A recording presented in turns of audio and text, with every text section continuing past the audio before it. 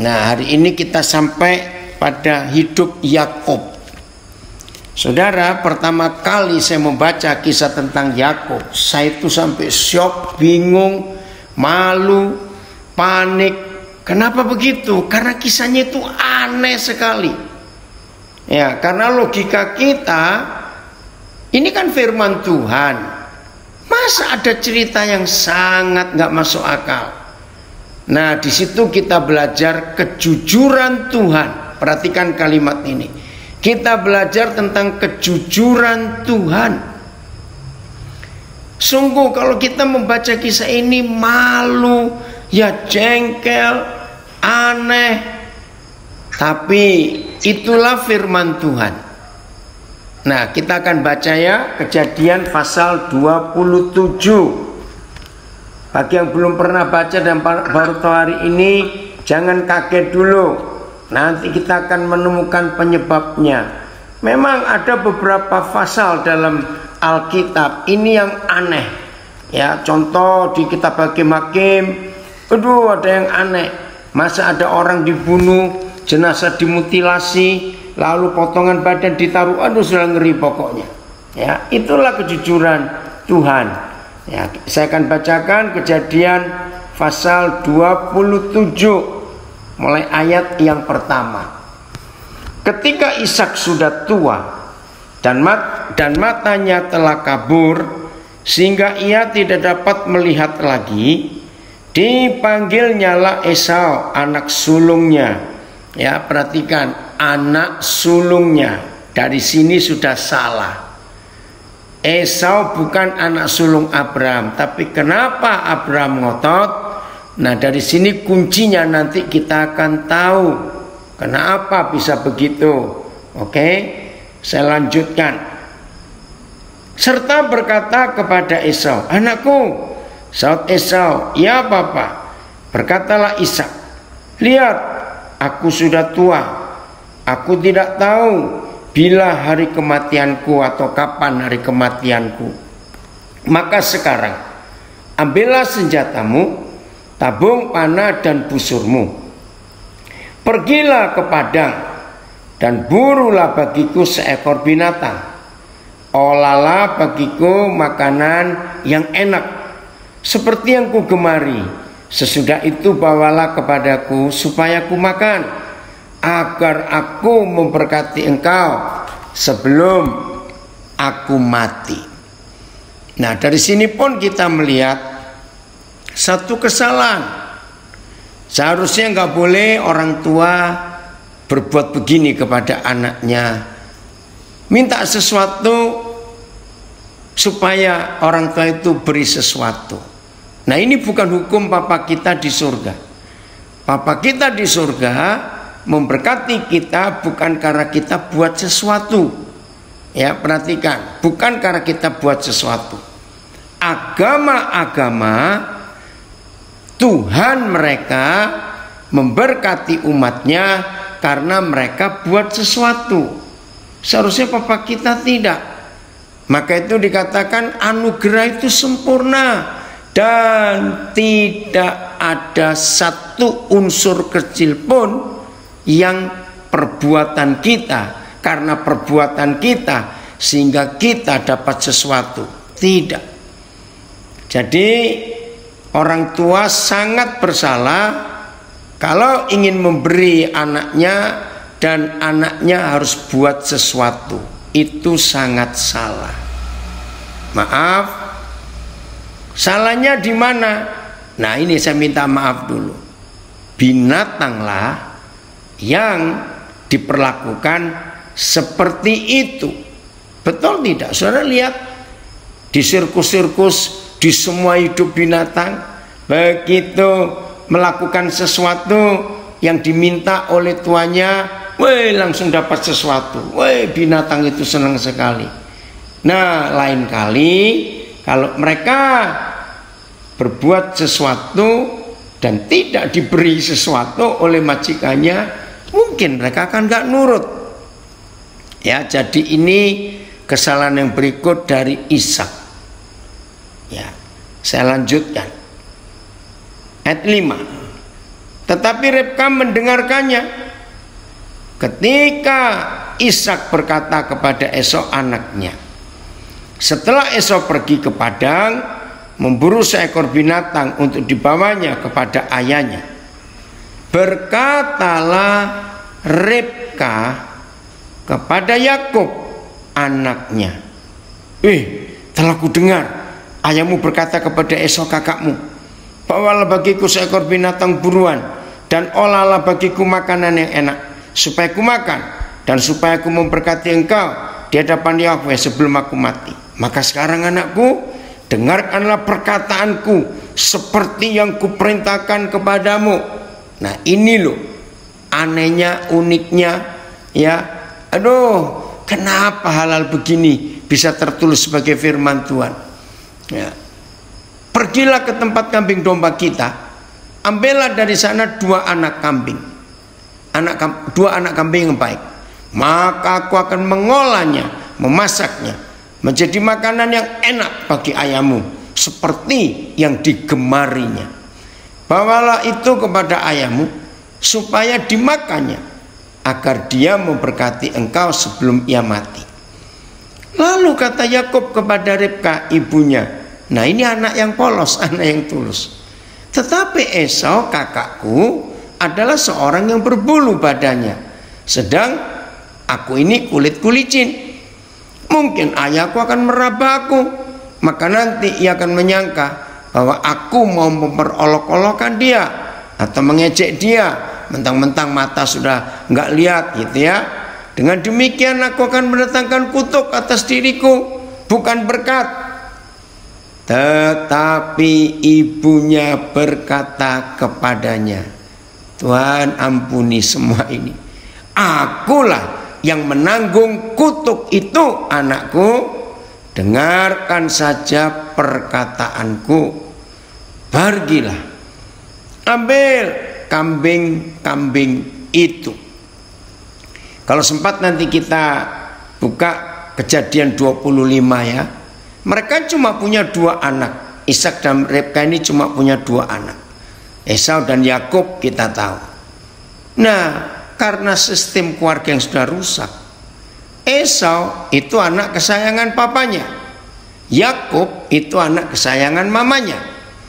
Maka itu 1 anak papa, 1 anak mama. Nah ini yang salah. Lanjut lagi. Lalu Yakub pergi mengambil kambing-kambing itu dan membawanya kepada ibunya. Sesudah itu ibunya mengolah makanan yang enak seperti yang digemari ayahnya. Ya pasti tahu ya, suaminya suka makanan apa dari istrinya. Ya di sini kita lihat ini istri yang hebat. Kemudian Ribka, nah mulai lagi nih.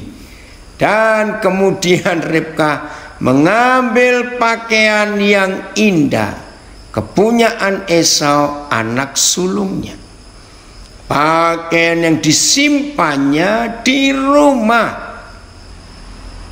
lalu disuruhnya lah dikenakan oleh Yakub anak bungsunya. Nah ini salah. Ribka tidak boleh berkata Yakub itu anak bungsu, salah. Sebab Ribka itu tahu Yakub itu anak sulung. Nah saudara, karena dari awal sudah ada kesalahan, Ribka sudah tahu dari Tuhan. Nanti kita buka lagi Kejadian, kita akan pelajari Kejadian 25. Udah. Dan saya ulang ayat 15. Kemudian Ribka mengambil pakaian yang indah kepunyaan Esau anak sulungnya, pakaian yang disimpannya di rumah, lalu disuruhnya lah dikenakan oleh Yakub anak bungsunya. Dia salah. Oke, yang dari Solo bilang bagus FB-nya ya. Dan kulit anak kambing itu, waduh ini dia. Aduh kesalahannya minta ampun ya. Dan kulit anak kambing itu dipalutkannya pada kedua tangan Yakub dan pada lehernya yang licin itu. Tolong ya istri-istri, mama-mama, please jangan buat ini. Lalu ia memberikan makanan yang enak dan roti yang telah diolahnya itu kepada Yakub anaknya. Demikianlah Yakub masuk ke tempat ayahnya serta berkata, "Papa," saut ayahnya, "Ya anakku, siapakah engkau?" Kan sudah enggak lihat ini mata Ishak. Kata Yakub kepada ayahnya, nah mulai tipu menipu, "Akulah Esau, anak sulungmu. Telah kulakukan seperti yang Bapa katakan kepadaku. Bangunlah, duduklah, dan makanlah daging buruan masakanku ini." Sudah salah lagi nih pada masakan mamanya. "Agar Papa memberkati aku." Lalu Ishak berkata kepada anaknya itu, "Lekas juga, cepat juga engkau mendapatkan buruan." Kan Esaunya masih pergi berburu. "Cepat juga engkau mendapatkannya anakku." Jawabnya ini loh yang saya katakan, ini pasal ini kacau sekali. "Karena Yahweh Tuhanmu membuat aku mencapai tujuanku." Maaf, gila nggak kau usah begini nih, pakai nama Tuhan lagi. Oke. Lalu kata Ishak kepada Yakub, "Datanglah mendekat anakku, supaya aku meraba engkau." Nah kan papanya tahu Esau itu berbulu kok badannya, nggak licin seperti Yakub. "Apakah engkau ini anakku Esau atau bukan?" Maka Yakub mendekati Ishak ayahnya, dan ayahnya itu merabanya serta berkata, "Oh ini kocak, ini saudara, ini kocak. Kalau suara ini suara Yakub, kalau tangan ini tangan Esau." Maka itu para suami, para ayah, tetaplah pada posisi yang tegas, yang kokoh, bahwa kita ini kepala, kita ini papa, kita ini punya otoritas yang dari Tuhan. Ayo kita belajar tegas. Puji Tuhan sudah lancar dari Siriwini, ya. Belajar tegas. Ayo kita mikir, seandainya Ishak waktu itu, seandainya Ishak sebagai papa, sebagai suami, sebagai kepala keluarga, Kejadian 27 ayat 22, oke, maka Yakub mendekati Ishak ayahnya, saya ulangi lagi, dan ayahnya itu merabanya serta berkata, "Kalau suara ini suara Yakub, tapi kalau tangan, tangan Esau." Nah harusnya Ishak dengan otoritas dan wibawa yang Papa surgawi berikan dia kepada dia sebagai suami dan ayah, harusnya dia langsung ya itu melanjutkan apa yang dia rasa janggal itu. Tapi sayang dia tidak melanjutkan. Jadi Ishak ayat 23, jadi Ishak tidak mengenal dia karena tangannya berbulu seperti tangan Esau kakaknya. Ishak hendak memberkati dia. Nah lihat itu, dia masih ragu lagi. Tapi Ishak masih bertanya, "Benarkah engkau ini anakku Esau?" Aduh, jawabnya iya. Aneh enggak? Ini sebagai firman Tuhan, saudara.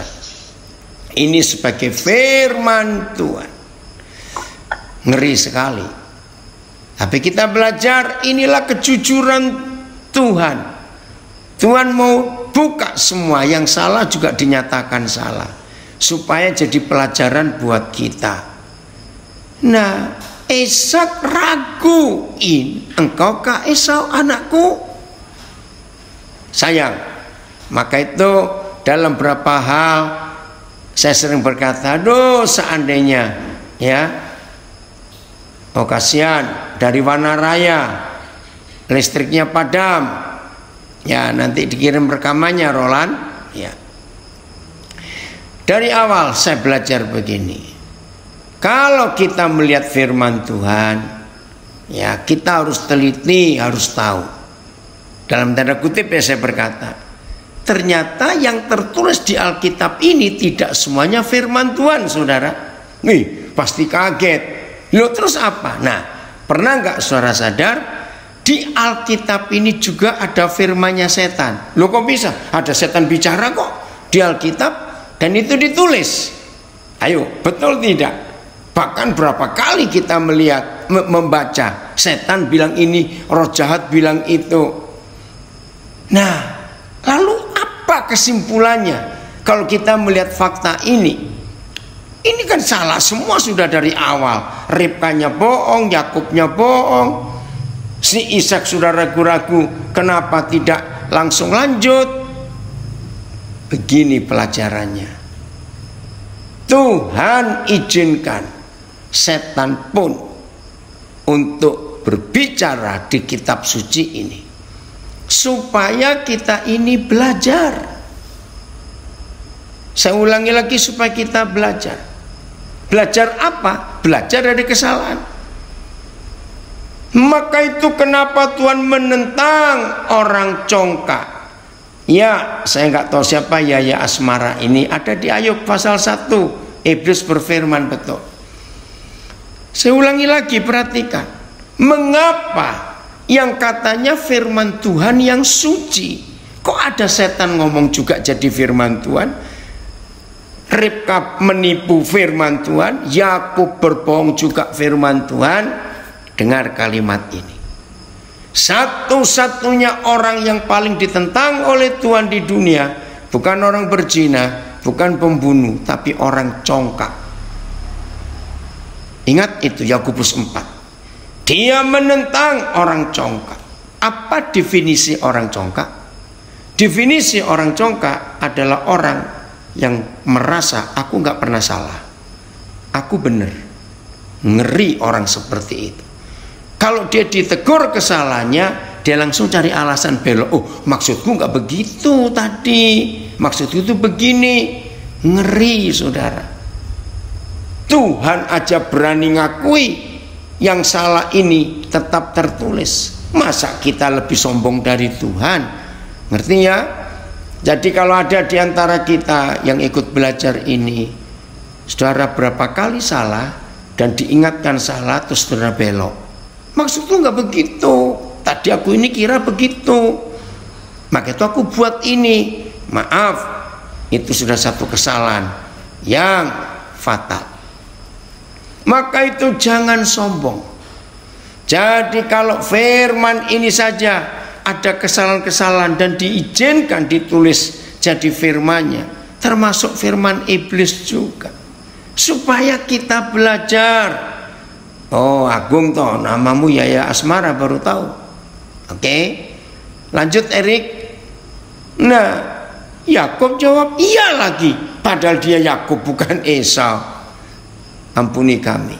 Lalu berkatalah Ishak, ayat 25. Lalu berkatalah Ishak, dekatkanlah makanan itu kepadaku, supaya ku makan daging buruan masakan anakku, agar aku memberkati engkau. Luar biasa. Oh, ada yang komen, saya baca dulu di Facebook ya. Ngeri sekali David Malindo menutupi kesalahannya dengan menyalahkan orang lain. Betul, ngeri. Pandai sekali bersilat lidah orang congkak. Betul. Mari kita bertobat saudara. Oh, Tuhan tolong kami semua supaya kami belajar untuk rendah hati walaupun itu sulit buat kami manusia. Saya ulangi ayat 25. Lalu berkatalah Ishak, dekatkanlah makanan itu kepadaku, supaya ku makan daging buruan masakan anakku, agar aku memberkati engkau. Jadi didekatkannya makanan itu kepada ayahnya. Lalu Ishak makan, dibawanya juga anggur kepadanya, lalu ia minum. Berkatalah Ishak ayahnya kepada Yakub, datanglah dekat-dekat dan ciumlah aku anakku. Lalu datanglah Yakub dekat-dekat dan diciumnyalah ayahnya. Ketika Ishak mencium bau pakaian Yakub, ingat tadi pakaian itu yang disimpan oleh Ribka ibunya, yaitu pakaian bajunya Esau. Nah, Ishak sangat kenal siapa bajunya Esau itu. Wah, anak kesayangannya kok. Sesungguhnya bau anakku. Nah, itu dari pakaiannya. Sesungguhnya bau anakku adalah sebagai bau padang yang diberkati Yahweh. Saudara, luar biasa. Sama Frans, orang congkak, orang sombong itu sama, cuma istilahnya saja. Tuhan akan memberikan kepadamu embun yang dari langit, dan tanah-tanah gemuk di bumi, dan gandum serta anggur berlimpah-limpah. Bangsa-bangsa akan takluk kepadamu, dan suku-suku bangsa akan sujud kepadamu. Jadilah tuan atas saudara-saudaramu, dan anak-anak ibumu akan sujud kepadamu. Siapa yang mengutuk engkau, terkutuklah ia, dan siapa yang memberkati engkau, diberkatilah ia. Persis seperti yang Ishak dengar dari ayahnya, yaitu Abraham, waktu Yahweh Tuhan memberkatinya. Setelah Ishak selesai memberkati Yakub, nah mulai ini masalah ini. Dan baru saja Yakub keluar meninggalkan Ishak ayahnya, pulanglah Esau kakaknya dari berburu.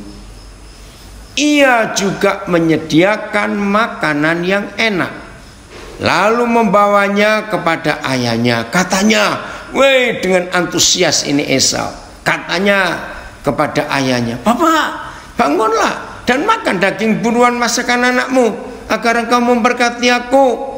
Tetapi kata Ishak ayahnya kepadanya, "Siapakah engkau ini?" Sautnya, "Akulah anakmu, anak sulungmu Esau." Lalu terkejutlah Ishak dengan sangat, serta berkata, "Siapakah gerangan dia yang memburu binatang itu dan yang telah membawanya kepadaku? Aku telah memakan semuanya sebelum engkau datang, dan telah memberkati dia, dan dia akan tetap orang yang diberkati." Sesudah Esau mendengar perkataan ayahnya itu, meraung-raunglah ia. Nah, ini tertulis di Perjanjian Baru, sampai Esau menangis dengan air mata darah pun hak kesulungannya tidak akan terjadi. Ia meraung-raunglah ia dengan keras, dengan sangat keras, dalam kepedihan hatinya, serta berkata kepada ayahnya, "Berkatilah aku ini juga ya Bapak." Nah, sebetulnya dalam hal ini Yakub tidak bisa salah 100%. Karena masih ingat kisah sebelumnya, ketika Esau kelaparan pulang dari berburu, dia melihat Yakub masak kacang merah, itu istilahnya ya. Nah, dalam keadaan emosi dan kelaparan, masih ingat kisah itu kan? Esau berkata, cuma kacang merah, cuma kesulungan saja kok. Nah, sebetulnya Yakub pun tidak pernah, terima kasih dari Toraja memberi ayat Yakobus 4 ayat 6b, Tuhan menentang orang congkak. Saudara, kita melihat ini, bagaimana Tuhan bekerja. Oke, ada yang tanya, apakah bisa berkat tertukar? Maksud saya karena Ishak dari hatinya mau berkati Esau, tapi kenyataannya ditipu sama Ribka istrinya sendiri, dan Yakub anaknya sendiri juga. Apakah Tuhan Yahweh tetap mengabulkan doa berkat dari Ishak?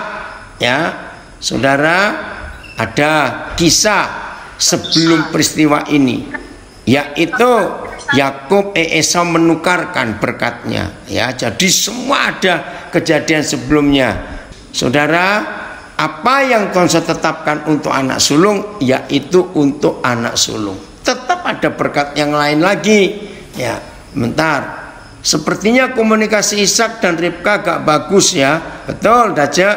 Selain karena Ribka tidak memberitahu fakta bahwa sebenarnya Yakub yang sulung mereka juga punya anak kesayangan masing-masing.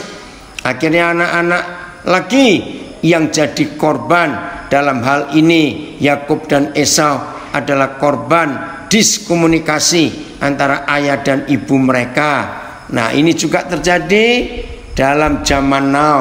Betul. Oke ya, kita lanjutkan. Nah, saudara, pelajaran ini ya kita temukan.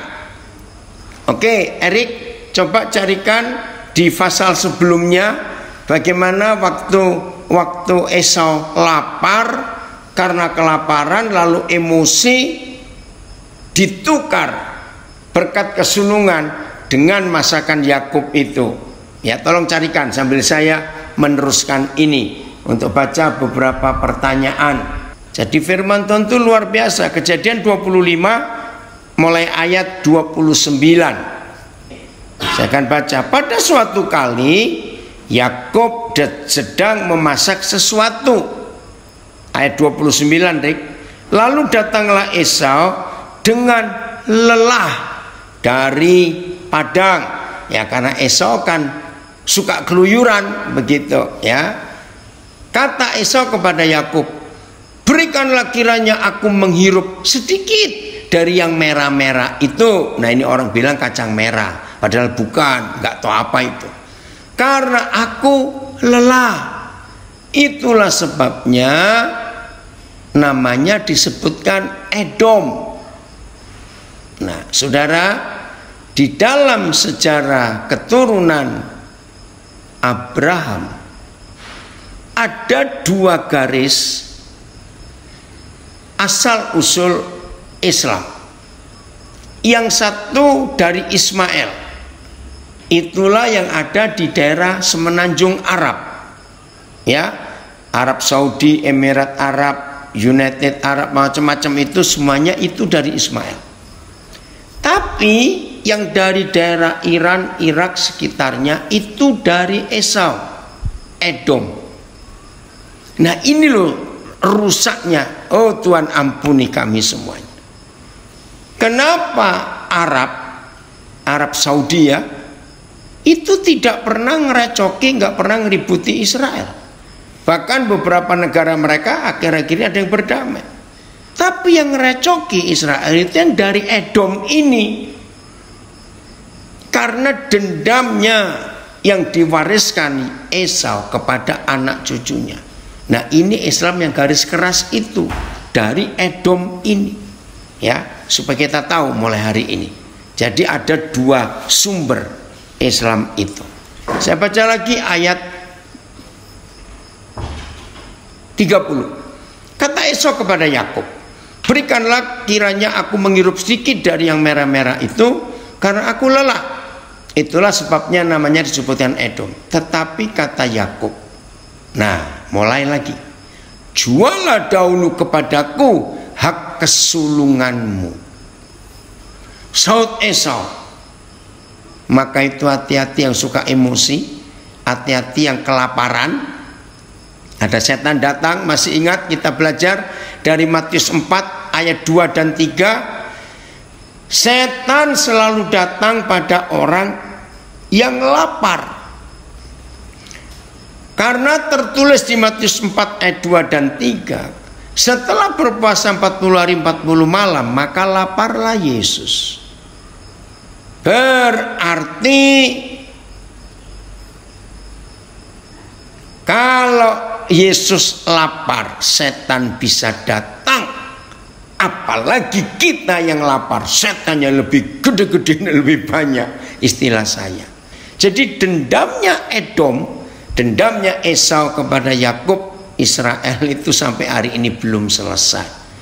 Maka itu hukum tertinggi dari Tuhan adalah hukum mengampuni. Bukan hukum kasih, mengampuni itu hukum yang tertinggi. Oke? Lihat ayat 32, Saud Esau. Sebentar lagi aku akan mati. Apa gunanya bagiku hak kesulungan itu? Nah, ini loh kurang ajarnya setan, saudara. Si setan itu yang mempengaruhi Esau untuk punya nafsu rendah. Itu dalam perjanjian baru, Ibrani atau Yakobus saya lupa. Setan merusak Esau punya nafsu yang rendah.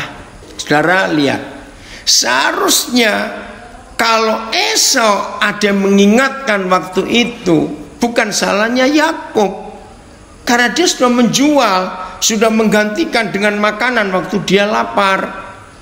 Saya ulangi, saud Esau, maka itu hati-hati yang suka emosi. Sebentar lagi aku akan mati. Apakah gunanya bagiku hak kesulungan itu? Oh, ini ngeri sekali.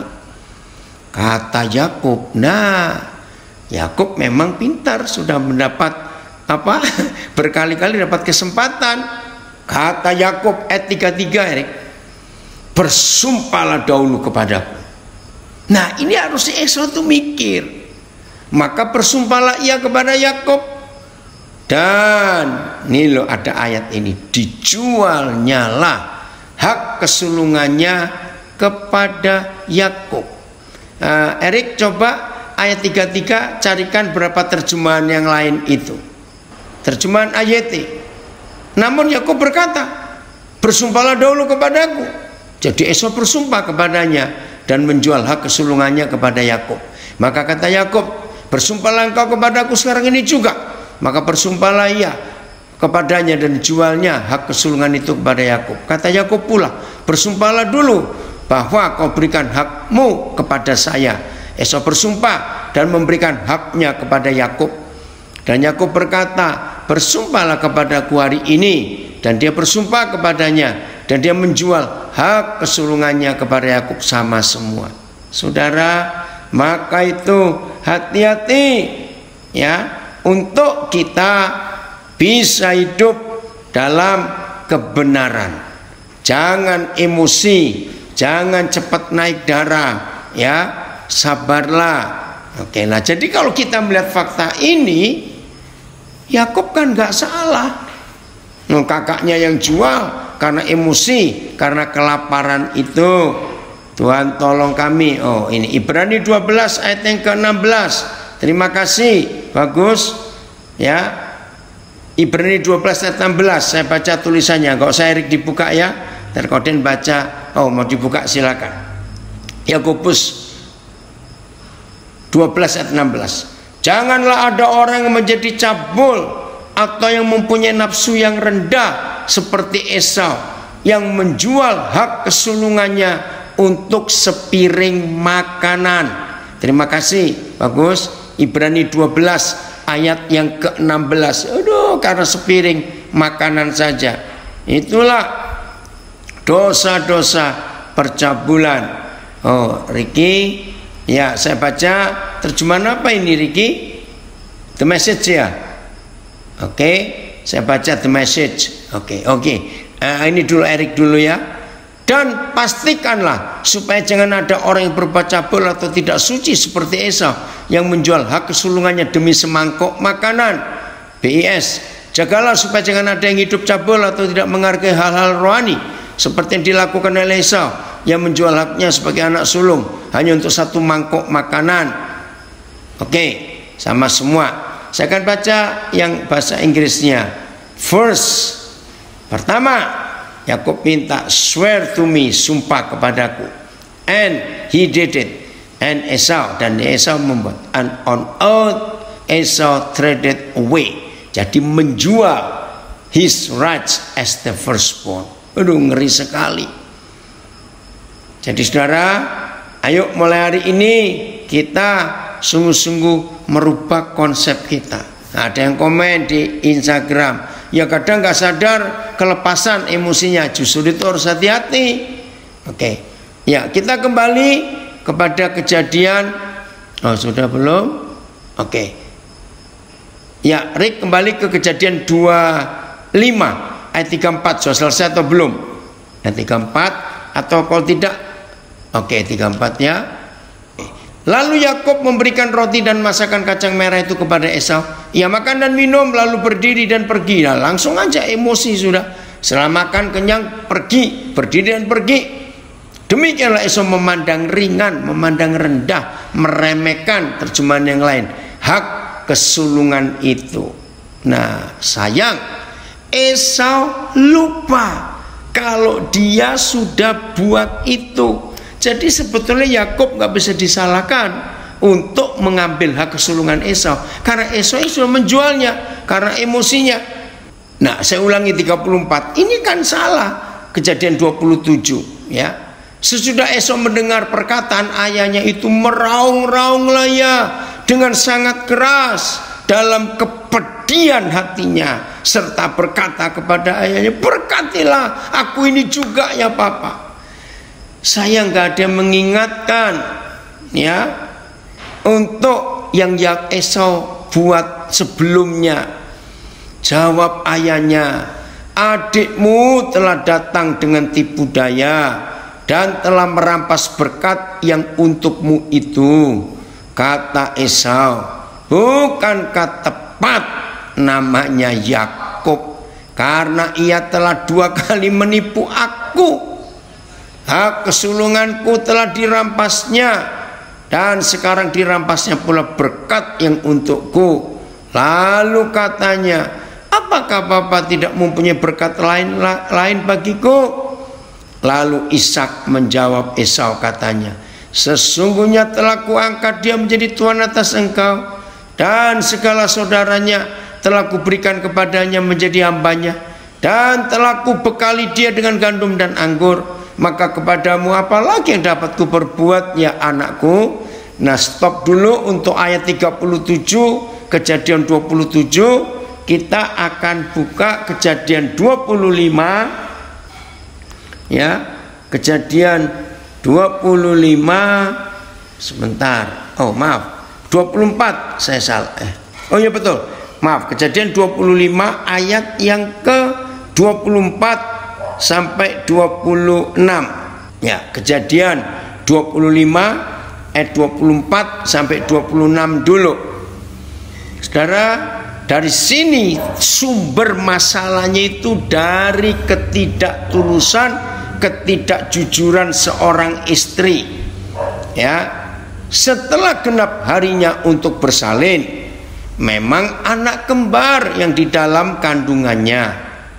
Keluarlah yang pertama, warnanya merah, seluruh tubuhnya seperti jubah berbulu.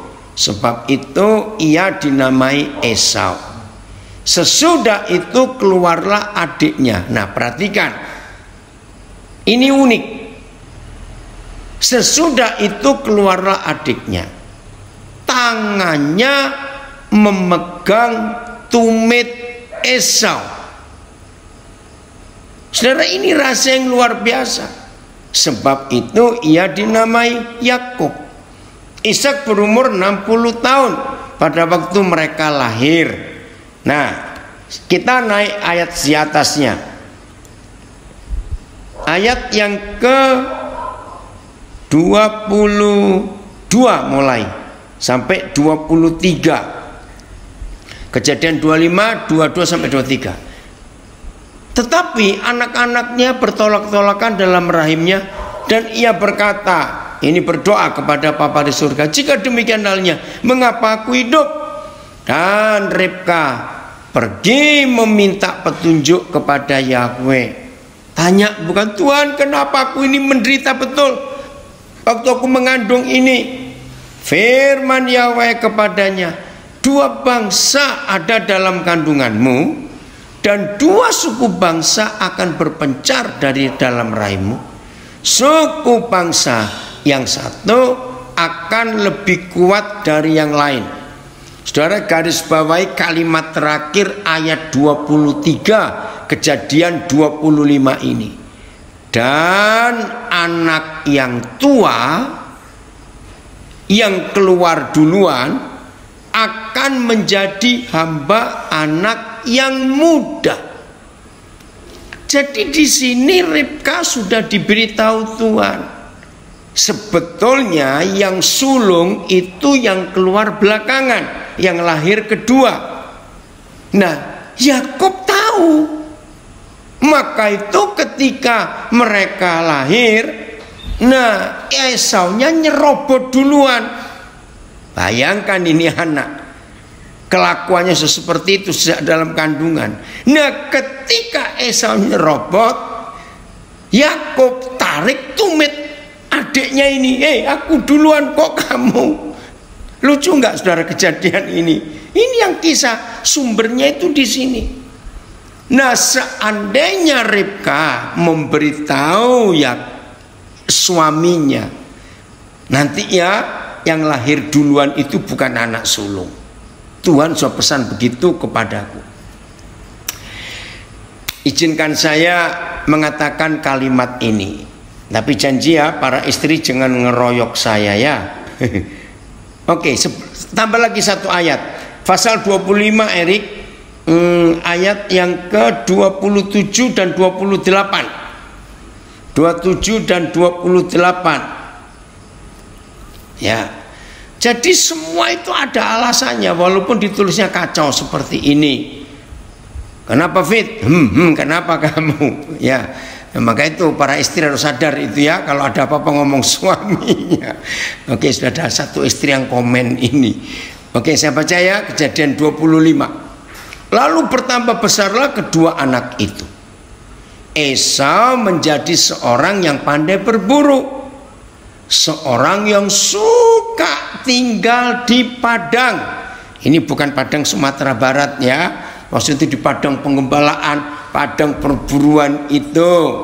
Tetapi Yakub adalah seorang yang tenang, yang suka tinggal di kemah. Nah, ini lagi sumber masalahnya ayat 28. Ishak sayang kepada Esau sebab ia suka makan daging buruan, tetapi Ribka kasih kepada Yakub. Nah, jadilah anak papa dan jadilah anak mama. Kacau. Maka itu firman Tuhan ini luar biasa. Oke, saya mau bacakan the message dari Ricky. The boys grew up. Esau became an expert hunter. Jadi dua anak laki ini bertumbuh. Esau menjadi pemburu yang handal. An outdoorsman, anak laki yang suka tinggal di luar rumah.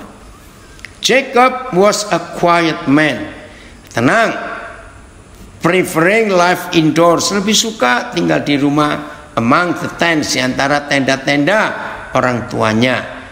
Isaac loved Esau because he loved his game, but Rebecca loved Jacob. Oke, jadi dengar ya, dengar.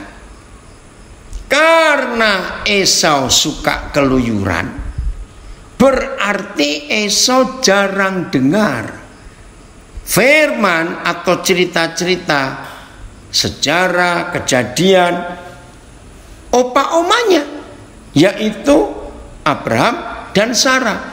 Karena Esau keluyuran. Nah, Yakub itu yang suka tinggal di rumah, maka itu dia tahu betul semua firman Tuhan. Nah, saudara, ini tidak berarti tentang anak yang tinggal di rumah dan keluar rumah, tidak. Tapi artinya, kalau saudara dan saya betah tinggal dalam hadirat Tuhan, kita betah tinggal di dalam rumah Tuhan, pasti kita kenal firman Tuhan.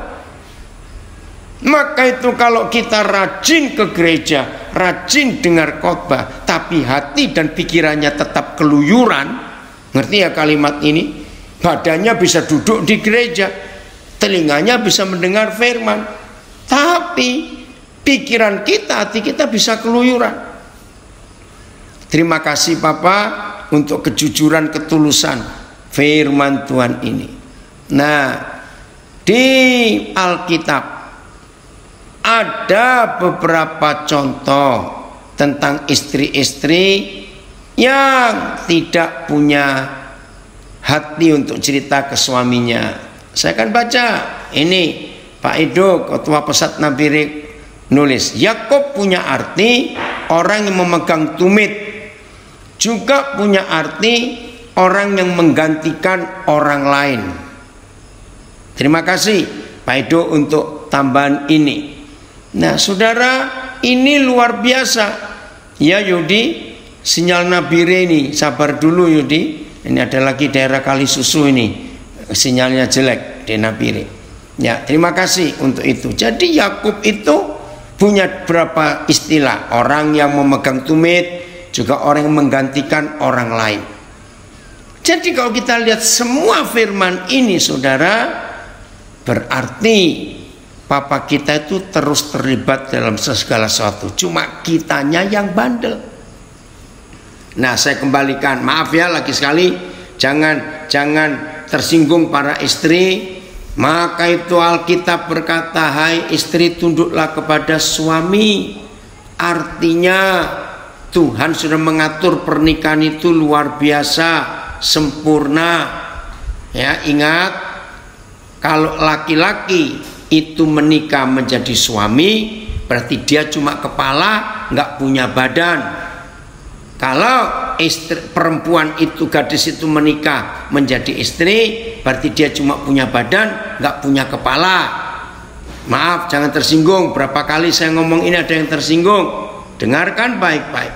Berarti yang punya otak siapa dalam rumah? Maaf, betul tidak? Suami nggak punya perut, tapi punya otak. Istri nggak punya otak, tapi punya perut. Maaf itu. Oke? Nah, maka itu kalau dalam keluarga ada dua otak, itu namanya keluarga otak-otak. Nah, bayangkan dalam dua keluarga ada dua kepala, ada dua pemimpin. Waduh, bisa ribut itu, bisa kacau, tidak karu-karuan. Nah, memang setan memakai itu. Ya, maka itu mulai hari ini saudara, kita harus sadar, ikuti, ya, taati, lakukan apa yang tertulis. Jadi para istri, janji ya mulai hari ini lakukan firman Tuhan. Nah, para suami juga begitu, lakukan. Ya.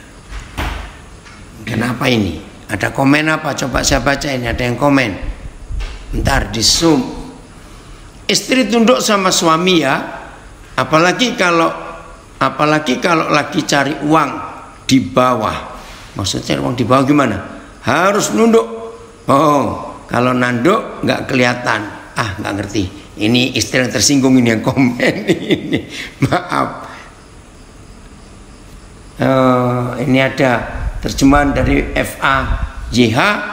Para istri hendaklah saudara menyerahkan diri kepada pimpinan suami sebagaimana saudara menyerahkan diri kepada Tuhan. Oke, itu tambahan terjemahan yang lain.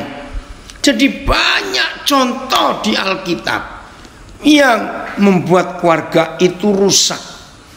Jadi saudara, kalau dari awal Ribka sudah jujur tulus kepada Ishak suaminya bahwa ini yang dimaksudkan Tuhan, anak sulungnya itu memang Yakub bukan Esau, maka nggak ada kekacauan ini.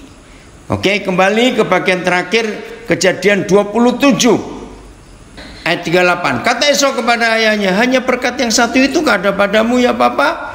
Berkatilah aku ini juga. Dengan suara keras menangislah Esau. Lalu Ishak ayahnya menjawabnya, sesungguhnya tempat kediamanmu akan jauh dari tanah-tanah gemuk di bumi, dan jauh dari embun, dari langit di atas. Engkau akan hidup dari pedangmu, dan engkau akan menjadi hamba adikmu. Tetapi akan terjadi kelak, apabila engkau berusaha sungguh-sungguh, maka engkau akan melemparkan kuk itu dari tengkukmu. Saudara, keren. Walaupun demikian, Papa di surga tetap ada janji untuk Esau, asal dia berusaha sungguh-sungguh. Maka itu sampai hari ini mereka menggunakan pedang terus, karena ada firman ini. Jadi kesimpulannya, apapun, apalagi kita masih di dalam suasana tahun baru, apapun yang kita lakukan, kita harus mengikuti apa yang Tuhan sudah firmankan kepada kita. Saya ulangi, apapun yang kita lakukan, kita berusaha melakukan seperti yang sudah tertulis. Tuhan Yesus saja begitu taat kepada Bapa di surga, untuk bisa melakukan yang sudah tertulis. Enggak apa-apa Fit, ini enggak keselak itu baca komenmu tadi yang membingungkan. Enggak. Oke, kita buka bagian terakhir pelengkapnya. Kitab Hakim-Hakim pasal 13. Ada kisah istri yang luar biasa. Hakim-Hakim itulah istri Manoah, ya, menjadi contoh yang hebat sekali, istri Manoah. Hakim-Hakim 13 mulai ayat yang ke-2.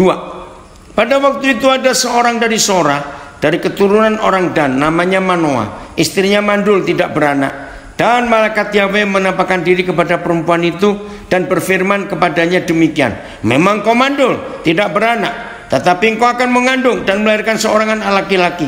Oleh sebab itu begini-begini. Saya lanjut saja ayat 6. Kemudian perempuan itu, istri Manoah ini, ya, datang kepada suaminya dan berkata, telah datang kepadaku seorang abdi Tuhan. Begini-begini, saya nggak usah baca, ya. Terus ayat 8. Suami setelah mendengar berita dari istri, ayat 8 ya, lalu Manoah memohon kepada Yahweh, katanya, ya Yahweh, berilah kiranya abdi Tuhan yang kau utus itu, yang diutus ke istrinya bukan? Jadi suami tanya kepada Bapa di surga, ya, abdimu, abdi Tuhan yang kau utus itu datang pula. Nah, perhatikan kata kunci, datang pula kepada kami dan mengajar kami apa yang harus kami perbuat kepada anak yang akan lahir itu. Papa terima kasih, Papa begitu teliti mengajar kami manusia bebal ini untuk kami taat pada firman-Mu. Saudara, kata kami sampai diucapkan 3 kali oleh Manoah. Ini suami yang luar biasa, begitu menghargai istrinya. Kami, enggak saya, aku, kami. Nah, kalau sudah menikah suami istri, belajarlah untuk selalu menghadirkan berdua diri ini di hadapan Tuhan. Kami, ingat ya, kami, bukan aku, bukan kamu, tapi kami. Ayat 8, saya mau baca the message. Manoah prayed to God, Master, let the man of God you send come to us again, and teach us how to raise this boy who is to be born. Kami. Lanjut Erik. Ya, ini yang luar biasa. Nah, udah? Oke. Ayat 9. Ya. Betul, Agatha, bukan aku, ya. Maka Tuhan mendengarkan permohonan Manoah sehingga sehingga malaikat Tuhan datang pula kepada perempuan itu ketika ia duduk di padang dan ketika Manoah suaminya itu tidak ada bersama-sama dia. Lihat, ini contoh istri yang luar biasa. Ya, setelah Papa menjawab doa Manoah seperti yang dia minta, tapi aneh, malaikatnya nggak datang kepada Manoah, tapi datangnya kepada istrinya, istri Manoah. Waktu itu istri Manoah sedang sendirian. Kemudian perempuan itu, ini loh istri yang benar. Ayo para istri belajar seperti istri Manoah. Kemudian perempuan itu segera berlari memberitahukan kepada suaminya, berlari, nggak santai, nggak kelewes-kelewes, orang Jawa bilang, lari, memberitahukan kepada suaminya, katanya kepadanya, wih, tergesa-gesa, orang yang datang kepadaku baru-baru ini menampakkan diri pula kepadaku. Lalu bangunlah Manoah dan mengikuti istrinya. Ini peranan suami istri yang luar biasa, saling kerjasama. Saudara, betapa indahnya kalau semua pernikahan seperti keluarga Manoah ini, maka bumi ini jadi surga. Ya. Lalu bangunlah Manoah mengikuti istrinya setelah sampai kepada orang itu, jadi Manoah ini menghargai istri, istrinya pun menghargai suami, selalu ada kerjasama dan semuanya itu.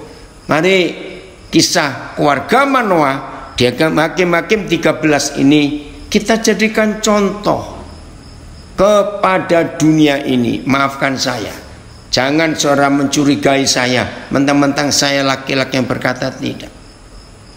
Ada suami-suami yang tipenya itu introvert, jarang bicara, diam, gak banyak ngomong. Maaf, Amsal menulis laki-laki itu paling gak suka, maaf ya jangan tersinggung, kalau dicerewetin istrinya, ngomong terus, itu capek. Apalagi yang introvert ya. Kalau ekstrovert ya bisa ngatasi itu. Nah, disitulah kita harus sampaikan, ya David, suamimu suruh dengar ini. Ya saudara, kita harus hati-hati. Nah, jadi kerjasama lah, seperti keluarga Manoah ini bagus sekali. Ya, jadi semua saling mengimbangi, ya, supaya ada keindahan, ada keharmonisan, ada kasih yang luar biasa dalam keluarga kita. Jadi setelah kita baca pasal 27 kitab Kejadian tadi, ngeri bukan? Kok ada keluarga sekacau itu? Tetapi karena Tuhan menulisnya hebat firman-Nya, ada hal-hal yang terjadi sebelumnya. Maka itu suami istri dalam hidup kita, supaya kita tidak gagal menjalankan perintah Tuhan. Jadi mari kita mulai hari ini sungguh-sungguh melakukan apa yang Tuhan tulis untuk kita lakukan. Maka hidup ini akan indah sekali, supaya surga nyata di bumi lewat keluarga kita semuanya. Puji Tuhan. Inilah kisah tentang Yakub. Jadi mulai hari ini kita mengerti semua hal yang Tuhan tuliskan, walaupun ada yang dari setan juga, tetap Tuhan bisa mengubahnya itu untuk kita mengerti sesungguhnya kita ini harus bagaimana. Ya Van dari Surabaya komen, ya apa ini? Oke, firman-Nya datang dari surga. Betul. Jelas ya saudara? Tuhan memberkati kita semuanya. Ayo kita semua jadi pelaku firman. Masing-masing suami istri punya peranan yang tertulis dalam Alkitab. Suami mengasihi istri, istri tunduk pada suami. Ya, Tuhan memberkati kita untuk melakukan firman Tuhan ini.